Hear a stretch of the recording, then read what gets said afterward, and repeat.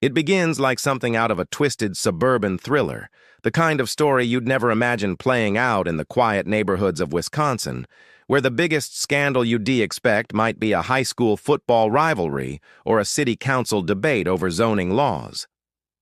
But in 2018, a case unraveled in the small community of Cottage Grove that would shake not only the town, but the true crime world at large.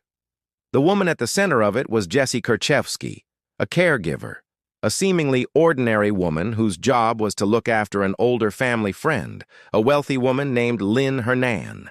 From the outside, their relationship looked like the classic arrangement you see across America: someone older, financially stable, needing companionship and help, and someone younger, willing to step in as caretaker, assistant, and confidant.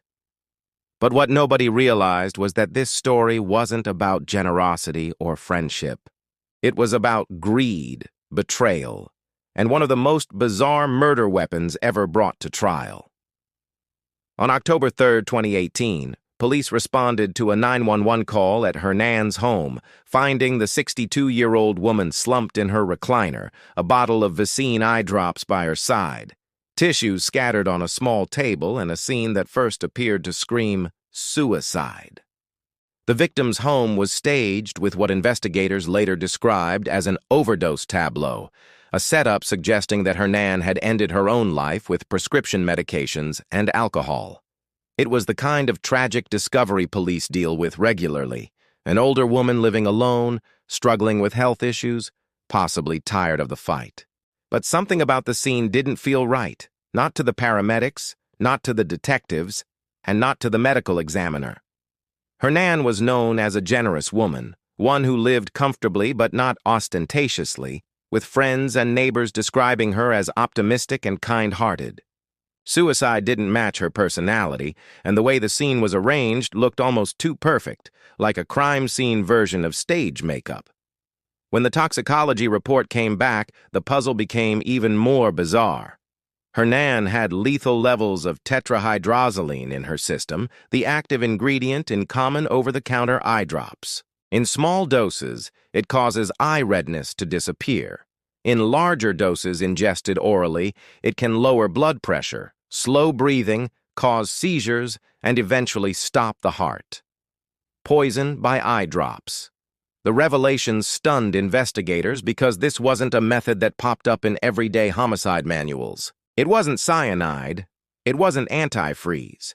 It wasn't the usual poisons detectives are trained to look for.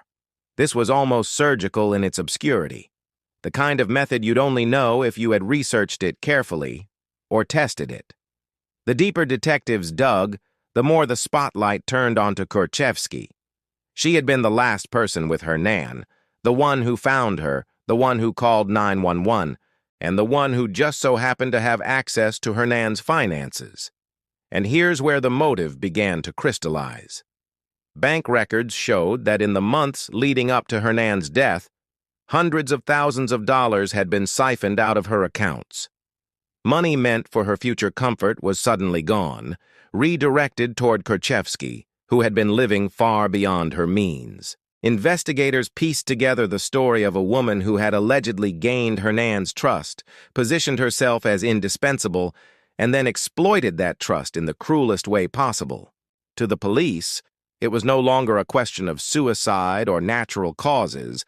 It was a clear case of homicide, a poisoning masked as self-inflicted tragedy, carried out with one of the most unsuspecting household products imaginable. What makes Chapter 1 so chilling isn't just the death itself, but the ordinariness of the weapon. Everyone has a bottle of eye drops lying around, on a bathroom counter or in a bedside drawer.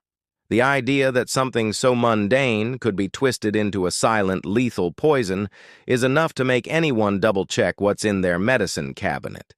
And so with one toxicology report, the narrative shifted from a simple call to a potential murder investigation that would stretch over years, culminating in a courtroom showdown where the phrase "death by eye drops" would forever be etched into America's true crime vocabulary.